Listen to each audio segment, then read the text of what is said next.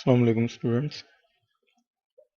आज हम homeostasis chapter का जो थर्ड पार्ट है यानी थर्ड वीडियो की तरफ यानी इसका जो तीसरा हिस्सा है ऑस्मो रेगुलेशन हमने देख लिया था एनिमल्स में। अब इसके बाद जो है वो हम एक्सक्रीशन की तरफ चलेंगे। तो जैसा कि मैंने आपको कल भी बताया था लास्ट लेक्चर में कि removal of nitrogenous waste products from body is called as excretion, यानी जब हम बॉडी में से नाइट्रोजनस वेस्ट प्रोडक्ट को एक्सक्रीट करते हैं या निकाला जाता है या बॉडी इसको निकालती है तो इस चीज़ को हम क्या कहते हैं, एक्सक्रीशन बोलते हैं। अब कल हमने देखा था कि एक्सक्रीशन जो है वो मोस्टली जो है कॉमनली क्या है कि मेटाबॉलिक बाय प्रोडक्ट या मेटाबॉलिक वेस्ट प्रोडक्ट जो हमारी बॉडी के अंदर खासकर कौन से जो नाइट्रोजनस हैं, ठीक है। अब ये बनते क्यों हैं? क्योंकि एक लिविंग ऑर्गेनिज्म है, अगर वो एनिमल है तो वो खुराक खाता है जिसमें उसके कार्बोहाइड्रेट्स हैं, लिपिड्स हैं। तो ये जब कार्बोहाइड्रेट्स हैं, लिपिड्स वगैरह ये जब मेटाबोलाइज होते हैं, ठीक है, carbohydrate to carbon dioxide and water, यानी तो क्या है, ये कार्बोहाइड्रेट और लिपिड्स क्या है, इनका इनका मेटाबॉलिज्म होकर बाय प्रोडक्ट क्या बनता है, कार्बन डाइऑक्साइड एंड वाटर। जबकि प्रोटीन्स, न्यूक्लियर प्रोटीन्स वगैरह, जब इनका मेटाबॉलिज्म यानी प्रोटीन्स वगैरह जो आप गोश्त से लेते हो, दूध से लेते हो या किसी और चीज़ से प्रोटीन वगैरह लेते हो, ठीक है, उसके साथ साथ न्यूक्लियर प्रोटीन्स वगैरह, तो इनके जो मेटाबॉलिज्म है इससे जो वेस्ट प्रोडक्ट प्रोड्यूस होता है वो नाइट्रोजनस होता है, ठीक है, और मुख्तलिफ फॉर्म्स में पाया जाता है। कल इसका जिक्र किया था मैंने, यूरिया, अमोनिया, यूरिक एसिड वगैरह जो है डिफरेंट एनिमल्स में डिफरेंट टाइप का पाया जाता है।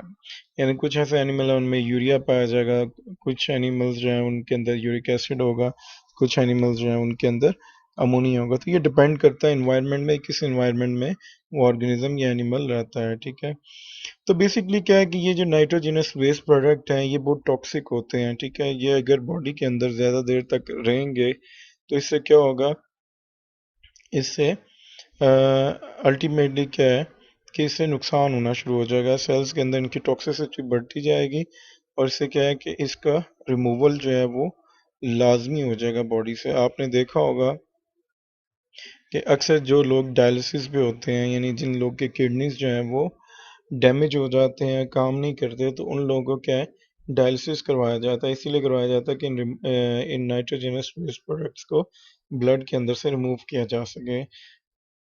वरना क्या होता है, वरना अगर ऐसा ना किया जाए तो उनकी डेथ भी हो सकती है। तो यहाँ पर इसकी एक प्रॉपर डेफिनेशन दे रहे हैं कि एलिमिनेशन ऑफ वेस्टफुल मेटाबोलाइट्स, जैसे मैंने पहले बोला है कि removal of nitrogenous waste product, ठीक है, wasteful metabolite mainly of nitrogenous nature, यानी जिनकी नाइट्रोजनस नेचर होती है वो ऐसे वेस्ट मेटाबॉलिक बाय प्रोडक्ट या मेटाबोलाइट्स जिनकी जो है वो नेचर क्या है, उनकी नाइट्रोजनस होती है, तो इनके रिमूवल को हम क्या कहेंगे, एक्सक्रीशन। आप सिंपलेस्ट डेफिनेशन इसकी देख लो, removal of nitrogenous waste product from body is known as excretion, ठीक है, ये मैं पहले भी बता चुका हूँ आप लोग को। अब दूसरी तरफ देखते हैं, ये तो एनिमल्स में थोड़ा सा था, अब दूसरी तरफ एक्सक्रीशन देखते हैं प्लांट्स के अंदर। तो प्लांट के अंदर एक्सक्रीशन थोड़ी सी डिफरेंट है एनिमल्स के, उनकी जो एक्सक्रीटरी प्रोडक्ट हैं वो भी डिफरेंट है।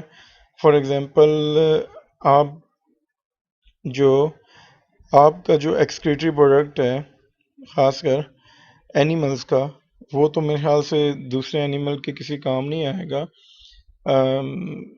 हाँ, लेकिन जो प्लांट्स हैं इनके जो एक्सक्रीटरी प्रोडक्ट्स हैं ये हमारे बहुत ज़्यादा काम आते हैं। कैसे काम आते हैं आपको पता है कि ऑक्सीजन है, ठीक है, ऑक्सीजन क्या है, प्लांट जब ऑटोट्रॉफिक मोड ऑफ न्यूट्रिशन ले रहा होता है, यानी कह लो कि फोटोसिंथेसिस होती है, तो इसके नतीजे में क्या है, ऑक्सीजन पैदा होता है, ठीक है, जो कि एक बाय प्रोडक्ट है, ठीक है, इन metabolism of carbon dioxide and water. ये आपको पता ही है कि कार्बन डाइऑक्साइड, अगर आपने जो है वो फोटोसिंथेसिस की डेफिनेशन की इक्वेशन देखें तो उसमें इनिशियल हमारे जो रिएक्टेंट है उसमें कार्बन डाइऑक्साइड और वाटर वगैरह शामिल होता है, लाइट बाय क्लोरोफिल, और हमें क्या मिलता है, ग्लूकोज मिलता है और ऑक्सीजन मिलती है, ठीक है।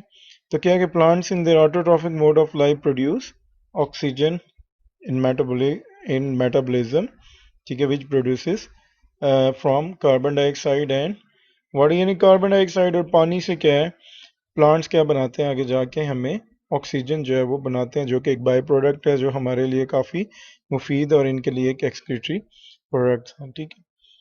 प्लांट जो है वो इसके अलावा बहुत सारे ऑर्गेनिक एंड इनऑर्गेनिक कंपाउंड भी जो है वो सक्रीट करते हैं, जो कि उनकी कुछ ऑर्गन्स में जो है वो सेव भी हो जाते हैं, स्टोर भी हो जाते हैं, उनको या तो किसी लिए यूटिलाइज किया जाता है, किसी जगह पे यूटिलाइज कर लिया जाता है, या फिर क्या है उनको बॉडी से रिमूव कर दिया जाता है। अब उसमें सबसे पहले अगर हम यहाँ पर देखेंगे, सबसे पहला पॉइंट क्या है कि लार्ज वैक्यूल्स। अब कुछ प्लांट्स के क्या है कि उनके वैक्यूल्स बहुत लार्ज होते हैं, आपको पता भी है, आपने अच्छे तरीके से पढ़ा है, छोटी क्लासेस में आप पढ़ के आए हैं कि वैक्यूल क्या चीज़ है। मैं फर्दर आपको दिखा देता हूँ डायग्रामेटिकली। ये देखिए जी, हमारे पास मुख्तलिफ किस्म के जो है ये सेल्स की डायग्राम्स आ गई हैं, और मोस्टली इसमें प्लांट सेल्स है, क्योंकि वैक्यूल जो है लार्ज किस्म के वैक्यूल ये प्लांट सेल्स में पाए जाते हैं, ठीक है। तो यहाँ पर आप देख लें, ये एक प्लांट सेल है, ये प्लांट सेल है, तो यहाँ पर इसके अंदर ये वैक्यूल मौजूद है। फिर यहाँ पर ये कॉमनली जो आप बचपन से पढ़ते आ रहे हैं, ये एक प्लांट सेल है, और इसके अंदर जो है वो दरमियान वाली साइड पे इसके अंदर वैक्यूल जो है वो आपको मिल जाएगा। सर ये पूरी वेबसाइट ओपन हो गई है।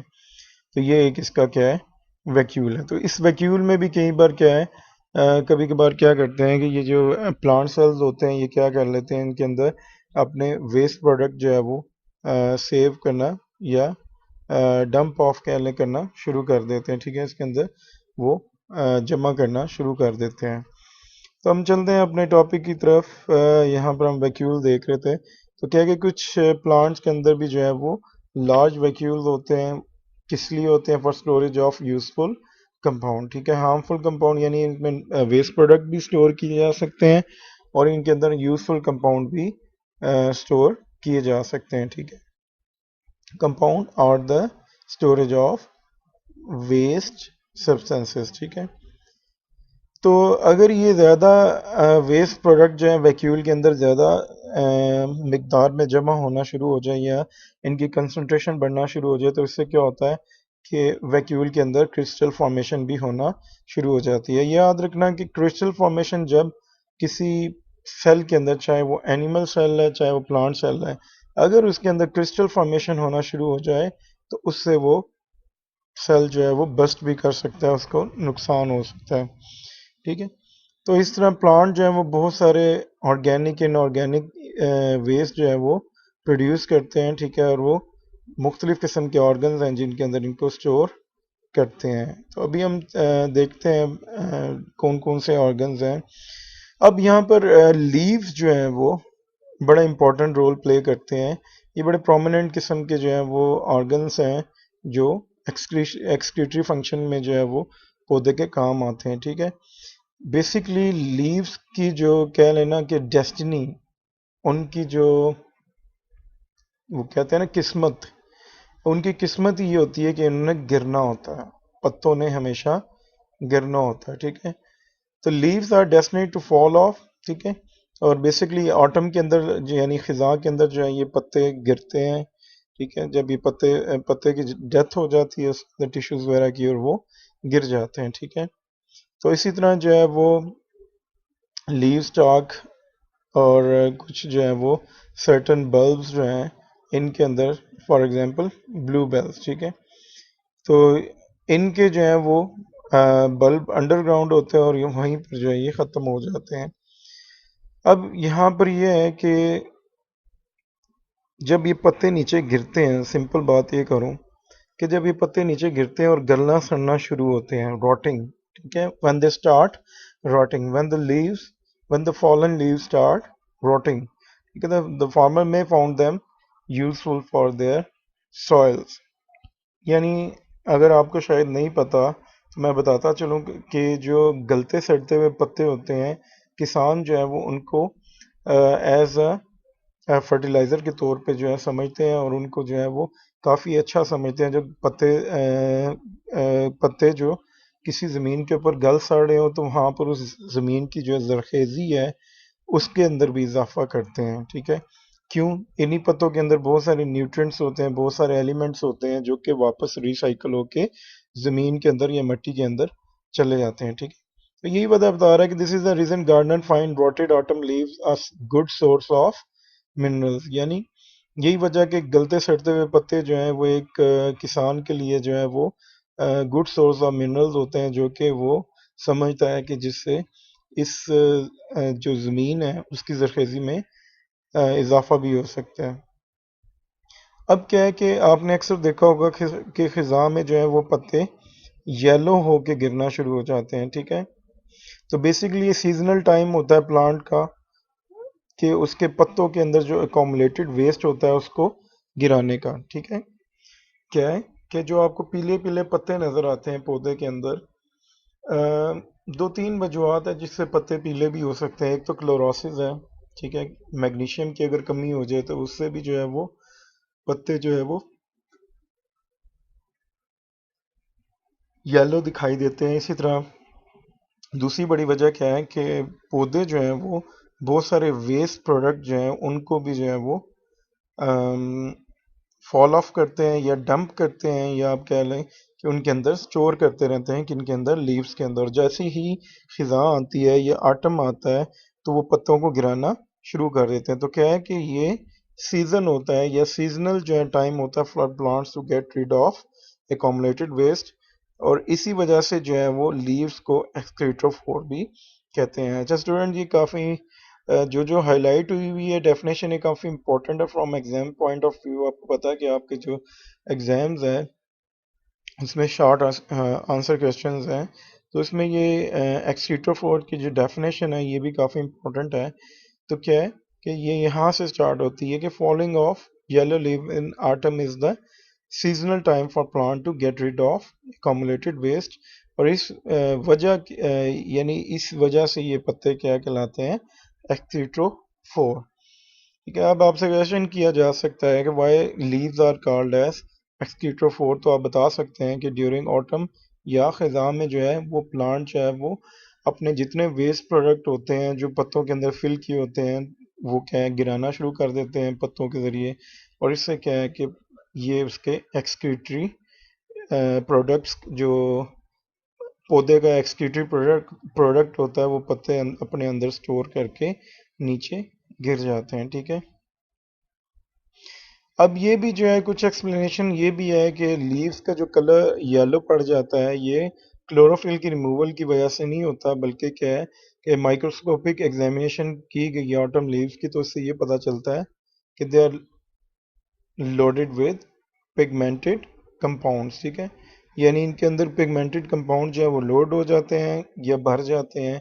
बेसिकली ये वही नाइट जो है वो एक्सक्रीटरी प्रोडक्ट्स होते हैं जो पौधा प्रोड्यूस करता है और फिर क्या है उसको अपने पत्तों में स्टोर करना शुरू कर देता है। ठीक है, prior to falling off and many toxic material like heavy metal increase sharply as the yellowing proceed. ठीक है, और अगर जैसे जैसे पत्तों की जो येलविंग है वो ज़्यादा होती जाती है उससे क्या होता है कि हैवी मेटल्स जो हैं वो पत्तों के अंदर उनकी तादाद बढ़ती जाती है। अच्छा, हैवी मेटल्स का जिन स्टूडेंट्स को नहीं पता मैं बताता चलता हूँ, निकल, कैडमियम, कोबाल्ट, ये सारी जो है कुछ और भी हैं, ये सब हैवी मेटल्स हैं और ये बहुत ज़्यादा नुकसान देती हैं इंसान की बॉडी में। अगर थोड़ी ज़्यादा इनकी कंसंट्रेशन होना शुरू हो जाए तो ये कैंसर कॉज करना शुरू कर देती हैं। तो क्या है कि ये पिगमेंटेड जो कंपाउंड है पौधे के अंदर यानी जो अपने पत्तों के अंदर वो स्टोर करना शुरू करता है, इसके अंदर कुछ हैवी मेटल्स भी हो सकती हैं जिसकी वजह से जो है वो येल्विंग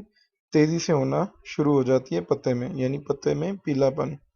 अब कुछ ऐसे ट्रीज हैं जो कि अपने केमिकल्स जो हैं वो अपनी ब्रांचेस और ट्रंक्स, ठीक है, अपनी शाखों वगैरह के अंदर जो है वो सेव करना या स्टोर करना शुरू कर देते हैं, खासकर जो अपने तना है। ठीक है, उसके जो ओल्ड जाइलम है, ठीक है, जो जाइलम आपको पता ही है जाइलम एंड फ्लोएम सेल्स होते हैं स्टेम के अंदर। तो जाइलम का काम क्या होता है, वाटर की कंडक्शन करना, नीचे से रूट से लेके आखिरी जो पत्ते की टिप तक है वहां तक ये पानी को पहुंचाते हैं। तो जाइलम जो ओल्ड हो चुका होता है कुछ क्या है, कुछ ट्रीज क्या करते हैं अपने जो एक्सक्रीटरी केमिकल्स हैं उनको अपनी ब्रांचेस और ट्रंक्स के अंदर जो है वो कह लें कि उनको फिल करना शुरू कर देते हैं, स्पेशली इन ओल्ड जाइलम। जो आपके ओल्ड जाइलम प्लांट के ओल्ड जाइलम होते हैं उसके उसके अंदर ये स्टोर करना शुरू कर देते हैं, जो कि ये वो जाइलम होता है जो अब पानी कंडक्ट नहीं कर सकता, खराब बूढ़ा हो चुका होता है, ये कह लें कि ओल्ड हो चुका होता है और इसको पानी की ट्रांसपोर्ट के लिए इस्तेमाल नहीं हो रहा होता। तो इसके अंदर क्या है कि अपने कुछ केमिकल्स जो है डिपॉजिट करना शुरू कर सकते हैं। फॉर एग्जांपल ये एबनी प्लांट है, ये इसकी जो लकड़ी है वो बहुत ज़्यादा इज़ वेरी ब्लैक वुड, ठीक है, which produces very black would. तो ये जो एबनी प्लांट है, एबनी वैसे भी ब्लैक को कहते हैं, ठीक है, तो ये क्या करते हैं, ये ब्लैक वुड जो है वो प्रोड्यूस करता है सेंटर से, यानी इसका अगर तना आप काटें तो उसके सेंटर में ब्लैक वुड आपको नजर आएगी। और इस ब्लैकनेस की वजह क्या है कि ये अपने कुछ केमिकल्स जो है वो अपने ओल्ड जाइलम जो है वो, यानी तने का जो जाइलम है उसके अंदर स्टोर कर रहा होता है, ठीक है। तो फिजियोलॉजिस्ट, जो प्लांट फिजियोलॉजिस्ट हैं, वो इसको क्या कहते हैं, ठीक है, इन केमिकल्स को वो कहते हैं दीज आर वेस्ट मटेरियल, ठीक है। तो इसी तरह कुछ प्लांट जो हैं वो अपने वेस्ट मटेरियल जो है अपने सॉइल के अंदर जो है स्क्रीट करते हैं, occasionally using them as a chemical weapon against other competing plant, example conifer, ठीक है। कुछ ऐसे प्लांट्स होते हैं जो कि अपने ऐसे खतरनाक किस्म के केमिकल जो है वो प्रोड्यूस करते हैं, ठीक है, अपनी जड़ों के जरिए या अपनी सॉइल जो इर्द गिर्द होती है उसमें खतरनाक किस्म के जो है वो केमिकल प्रोड्यूस करते हैं, ठीक है, और इनको एज अ वेपन यानी हथियार के तौर पे जो है वो इस्तेमाल करते हैं for against other competing plant, example conifer. ये जो कोन्स वगैरह है, ठीक है, ये जो चीड़ वगैरह है, आपने देखा होगा जहां पर चीड़ का जंगल होता है नीचे उसके कोई दूसरा पौधा आपको नजर नहीं आएगा।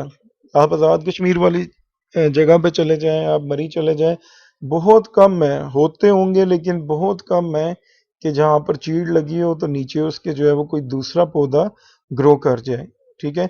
अगर यहाँ पे चीड़ है तो वहां पर आपको चीड़ की ही पॉपुलेशन नजर आएगी। उसकी वजह एक तो यह है कि चीड़ ठंडे इलाके में होता है, दूसरी बड़ी वजह यह है कि ये ऐसे केमिकल जो है प्रोड्यूस करता है अपने इर्द गिर्द ज़मीन के अंदर, कि जिससे जो है वो दूसरे प्लांट जो है ये उनके लिए टॉक्सिक होता है और वो ग्रो नहीं कर पाते हैं, ठीक है। तो ये तो आ गया प्लांट्स के अंदर एक्सक्रीशन। अब जो है वो एक्सक्रीशन जो है कुछ एनिमल्स की तरफ चलते हैं, ठीक है। तो एनिमल्स में भी मैंने आपको बता दिया कि removal of nitrogenous waste product, ठीक है, या एलिमिनेशन ऑफ वेस्ट मेटाबोलाइट, ठीक है। तो बहुत सारे प्रोडक्ट्स हैं इनके अंदर जो कि एक्सक्रीटरी प्रोडक्ट हैं। अब आप वाटर को भी कभी कभार जो है वो हाइपोस्मैटिक इन्वायरमेंट में अगर सेल उसको स्क्रीट करना शुरू कर दे, सेल में से पानी बाहर जाना शुरू कर दे, क्योंकि हाइपोस्मोटिक इन्वायरमेंट हो चुकी है, तो इस तरह ये भी एक्सक्रीटरी प्रोडक्ट ही कहलाएगा। सिमिलरली कुछ जो है वो सॉल्ट रिमूव करते हैं कुछ एनिमल्स, ठीक है, इन हाइपरटोनिक इन्वायरमेंट। हाइपरटोनिक मैंने बताया था highly concentrated outside the cell जो इन्वायरमेंट होती है, उसमें क्या है कि कुछ ऑर्गेनिज्म सॉल्ट जो है वो अपनी बॉडी से रिमूव करते हैं क्योंकि उनके इर्द गिर्द जो है वो सॉल्ट की कंसंट्रेशन बहुत ज़्यादा पाई जाती है, ठीक है। तो बेसिकली ये एनिमल्स के जो है वो एक्सक्रीटरी प्रोडक्ट हैं जिसमें पानी भी हो सकता है, जिसमें सॉल्ट्स भी हो सकते हैं और जिसमें जो है वो नाइट्रोजिनस वेस्ट प्रोडक्ट भी जो है हो सकते हैं। तो अब चलते हैं, कुछ डेफिनेशन है हमारे पास इसी सिलसिले में। तो उसमें सबसे पहले आ रहे हैं डी एमिनेशन। डी मतलब रिमूवल और एमिनेशन ग्रुप लिखा हुआ है, ये वर्ड लिखा हुआ है अमाइनो एसिड, ठीक है। तो डी एमिनेशन को हम कैसे डिफाइन करेंगे, रिमूवल ऑफ अमाइनो ग्रुप, ये अमाइनो ग्रुप है NH2, removal of amino group from amino acid is called as deamination. अच्छा, फॉरन में they just say it amino acid, whereas in our language, in Urdu, in Hindi, they used to say it amino acid. और ये कह लें कि जो American accent है वो इसको अमीनो एसिड्स बोलते हैं, ठीक है। तो removal of amino group The removal of amino group from an amino acid is called as deamination. ठीक है, तो ये डीएमिनेशन या तो रिमूवल भी हो सकता है अमाइनो ग्रुप का, या यही अमाइनो ग्रुप जो है वो किसी दूसरे मॉलिक्यूल के ऊपर ट्रांसफर हो जाए फॉर यूज, तो तब ये डीएमिनेशन होती है। ठीक है, तो ये डीएमिनेशन की डेफिनेशन भी काफ़ी इंपॉर्टेंट है from exam point of view से। ठीक है, तो ये अमाइनो ग्रुप जो है वो कुछ तो रीयूज हो जाते हैं, बाकी रिसाइकल कर दिए जाते हैं। ठीक है, कुछ पानी के अंदर डिजॉल्व हो जाते हैं। ठीक है, तो कुछ को जो है एक्सक्रीट कर दिया जाता है to remove to avoid toxic rise in plasma. ठीक है, टॉक्सिक राइज इन प्लाज्मा किसके प्लाज्मा के अंदर? सेल्स के अंदर। ठीक है, तो क्या है कि इसको अमाइनो ग्रुप को या तो यूटिलाइज कर दिया जाता है या इसको रिमूव कर दिया जाता है, क्योंकि इसकी वजह से सेल के अंदर जो है वो सेल का जो प्लाज्मा है, ठीक है, इसके अंदर जो है वो टॉक्सिसिटी या उसके लिए खतरनाक साबित हो सकता है। ठीक है, तो अगर ये बॉडी के अंदर ये वेस्ट जो है वेस्ट मटेरियल अगर बढ़ जाए, तो इससे क्या हो सकता है? इससे बहुत सारा जो है बीमारियां लाक हो सकती हैं।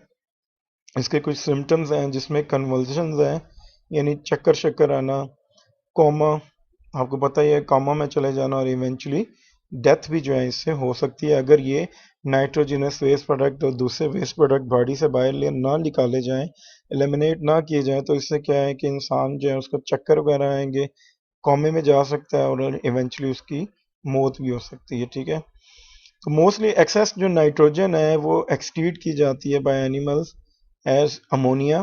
ठीक है, अब ये यहाँ पर हम बताने लगे हैं कि एनिमल्स जो है वो किस किस फॉर्म में जो है वो नाइट्रोजनस वेस्ट प्रोडक्ट को अपनी बॉडी से बाहर जो है वो निकालते हैं, और ये आप देखेंगे कि डिफरेंट एनिमल डिफरेंट जो है वो केमिकल जो है वो यूज करते हैं for removal of their nitrogenous waste product. ठीक है, तो मोस्ट एक्सेस नाइट्रोजन जो है एक्सक्रीट होती है एनिमल एज अमोनिया। ठीक है, यूरिया और यूरिक एसिड, मैंने आपको पहले भी बता दिया है कि मोस्टली क्या है, अमोनिया, यूरिया या यूरिक एसिड की फॉर्म में जो है वो एक्सक्रीट आउट करते हैं। कौन एक्सक्रीट आउट करते हैं? ये कह लें कि जो एनिमल्स के अंदर जो है वो क्या है कि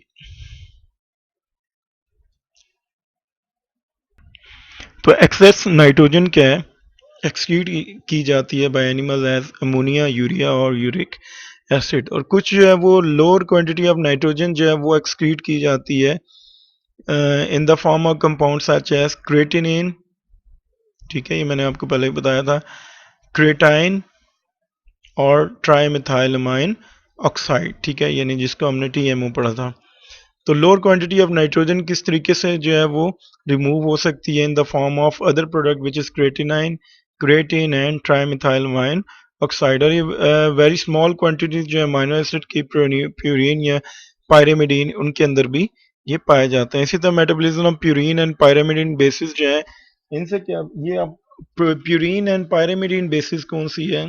ये आप लोगों ने फर्स्ट ईयर में भी पढ़ा था। ये वो बेसिस हैं जो कि डीएनए के जो है वो डीएनए के मॉलिक्यूल में पाई जाती हैं। ठीक है, जिनको आप नाइट्रोजिनस बेसिस भी बोलते हैं। ठीक है, तो इनसे जो है इनका जब मेटाबॉलिज्म होता है बॉडी में कैसे होता है?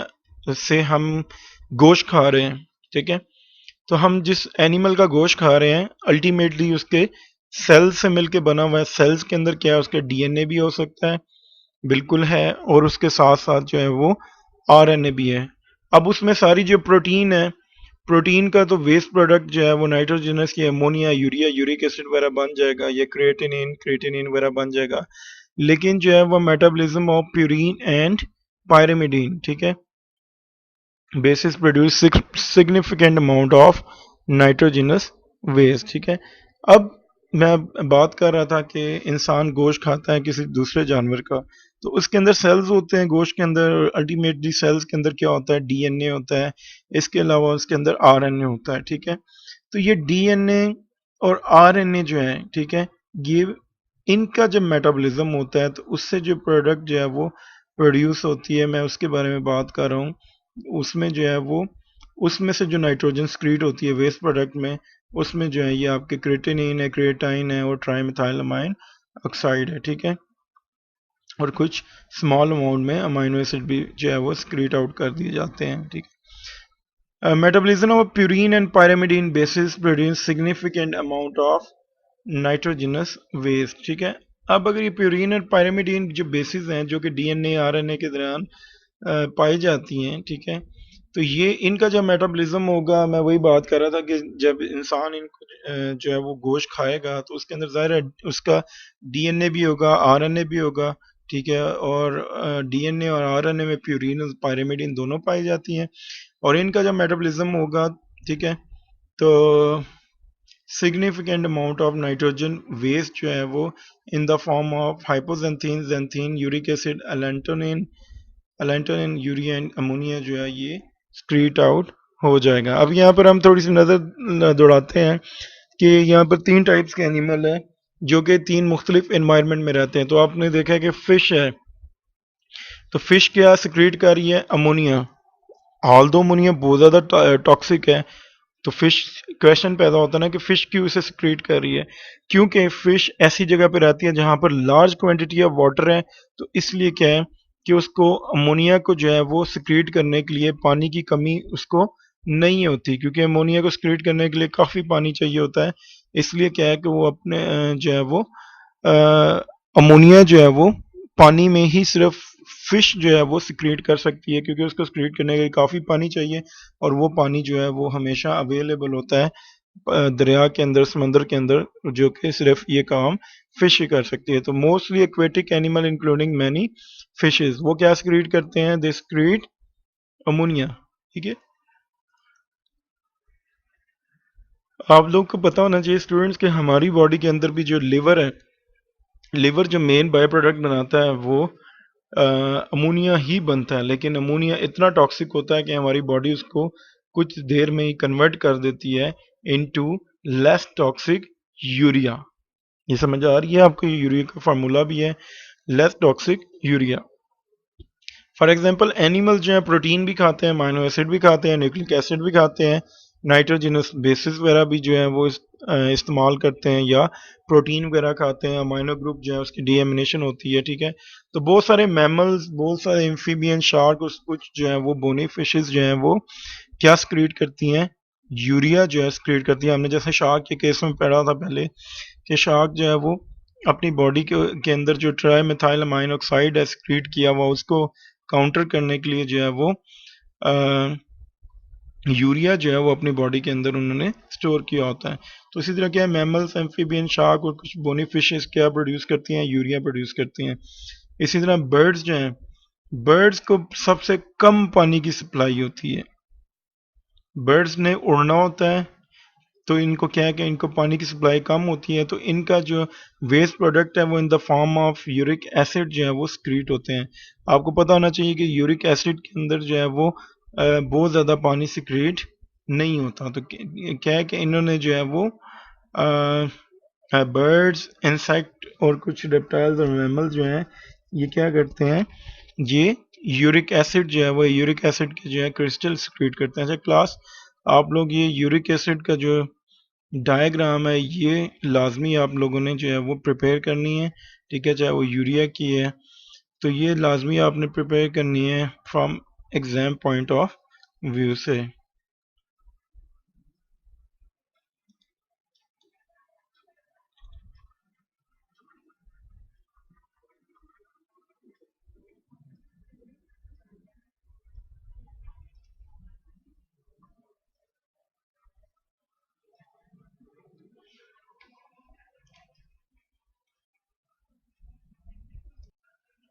अब यहाँ ये बताया जा रहा है कि रिस्ट्रिक्टेड सप्लाई ऑफ वाटर में क्या है, अमोनिया जो है वो स्क्रीट नहीं की जा सकती है एज एक्सक्रीटरी प्रोडक्ट।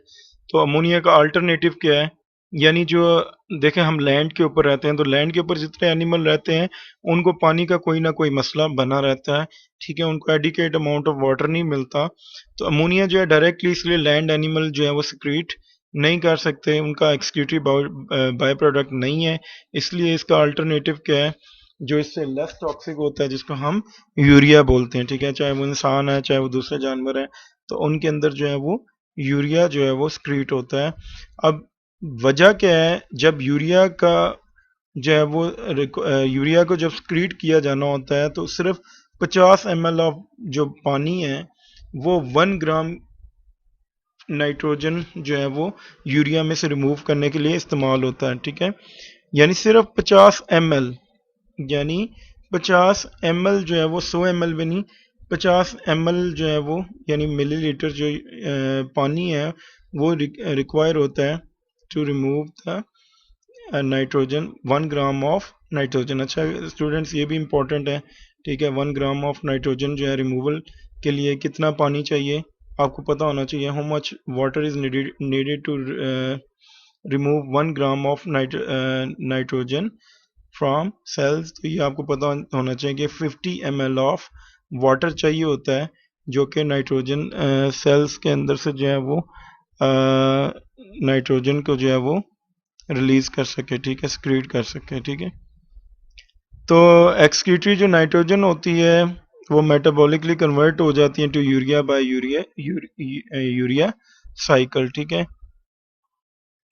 तो अब इसके लिहाज से इनकी जो है कुछ जो है वो कह लें कि कैटेगरीज एनिमल्स जो है कुछ कैटेगरीज में डिवाइड किया गया। इसमें सबसे पहले मोनोटैलिक हैं, ये वो एनिमल्स हैं जो अमोनिया जो है एज देयर बाय प्रोडक्ट जो है वो प्रोड्यूस करते हैं। फॉर एग्जांपल आप देख लें जितने मेरीन फिशेस वगैरह हैं ये सारी जो हैं वो अमोनिया सक्रीट करती हैं। इसी तरह यूरियोटैलिक, यूरियोटैलिक जो है वो बाय डेफिनेशन यूरियो से निकला है यानी यूरिया से। ये वो ऑर्गेनिज्म है जो यूरिया सक्रीट करते हैं, ठीक है। जिस तरह हम इंसान हैं, दूसरे तीसरे हमारे इर्द गिर्द जो एनिमल्स हैं वो सारे क्या हैं, ureotelic. And third one category is uricotelic, ठीक है। यूरिको, यूरिक एसिड से ये वर्ड निकला हुआ है यूरिकोटैलिक, ठीक है। तो ये चीज़ें थोड़ी सी इसके अंदर डेफिनेशन हैं, ये आप लोगों ने जो है वो याद रखनी है, ठीक है। अब यहाँ पे थोड़ी सी कंपैरिजन कर रहा है कि urea only require 50 ml of water for 1 gram of nitrogen removal. Urea को सिर्फ जो है 50 ml जो है पानी चाहिए होता है उसकी 1 ग्राम नाइट्रोजन को जो है वो सिक्रीट करने के लिए।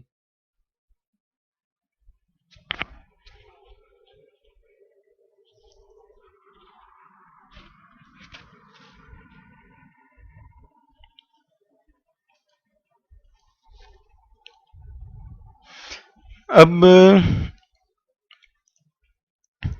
स्टूडेंट्स देख लेते हैं एक्सक्रीशन इन रिप्रेजेंटेटिव एनिमल। तो इसमें हमारे पास सबसे पहला रिप्रेजेंटेटिव एनिमल जो है वो हाइड्रा है, ठीक है।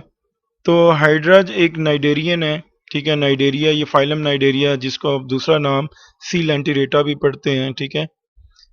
फाइलम नाइडेरिया या सी लेंटिरेटा से जो है वो ताल्लुक रखता है और इसके अंदर कोई भी स्पेशलाइज एक्सक्रीटरी स्ट्रक्चर नहीं होते, ठीक है। और इसके जो वेस्ट प्रोडक्ट हैं सिंपली जो है वो सराउंडिंग में डिफ्यूज हो जाते हैं। अब एक्सक्रीशन इन प्लेनेरिया है, स्टूडेंट्स ये थोड़े स्पेल मिस हुए हुए हैं, तो ये प्लेनेरिया है, ठीक है। एक्सक्रीशन इन प्लेनेरिया, तो प्लेनेरिया के क्या है, ये फ्लैट फॉर्म का ग्रुप है जो कि ट्यूबुलर किस्म के जो है वो शेप होती है इनकी, और इनमें ट्यूबुलर एक्सक्रीटरी सिस्टम पाया जाता है जिसको हम प्रोटोनेफ्रीडियम बोलते हैं, ठीक है। प्रोटोनेफ्रीडियम क्या बेसिकली नेटवर्क होता है क्लोज ट्यूब्यूल का, और इसके साथ साथ एक इंटरनल ओपनिंग हमें मिल जाती है। और ये जो ट्यूबुलर सिस्टम है ये पूरी बॉडी के अंदर फैला होता है और इनकी जो ब्रांचेज होती हैं उसके ऊपर सेल्स सेटअप होते हैं जिनको हम फ्लेम सेल्स कहते हैं। और जब ये फ्लेम सेल्स जो है वो कंट्रैक्ट रिलैक्स करते हैं तो ऑर्गेनिज्म ऐसे लगता है कि जैसे हिल रहा है, कोई फ्लेम की तरह फ्लेम या जलता हुआ शोला जो है वो दिखाई देता है, इसलिए इनको जो है फ्लेम सेल्स के तौर पे कहा जाता है, ठीक है। तो फ्रेश वाटर जो है वो वॉर्म्स जो है एक्सक्रीट करते हैं काफ़ी डाइल्यूट यूरिन, जबकि पैरासिटिक जो फ्लैट वॉर्म्स हैं वो काफ़ी आइसोटोनिक है टू होस्ट एनवायरनमेंट, ठीक है। और many function in disposing nitrogenous based, ठीक है। वेस्ट ये आपको जो है ये नज़र आ रहा है, ठीक है। ये प्लेनेरिया है, तो इसका छोटा सा सेगमेंट लिया गया है जहाँ पर आपको ये फ्लेम सेल्स नज़र आ रहे हैं। बेसिकली ये यूज़ हो रहे हैं to remove their nitrogenous waste product. ठीक है, ठीक है स्टूडेंट्स, हमारे लेक्चर की जो लिमिट है वो अपने इख्तिताम को पहुंच रही है। आधा घंटा 30 मिनट 35 मिनट तक हमने लेक्चर रखना है। तो बाकी जो इसका हिस्सा रह गया है, जो इसका पार्ट रह गया है, वो नेक्स्ट आने वाले लेक्चर में हम लोग जो है वो देख लेंगे। तब तक अल्लाह हाफिज़।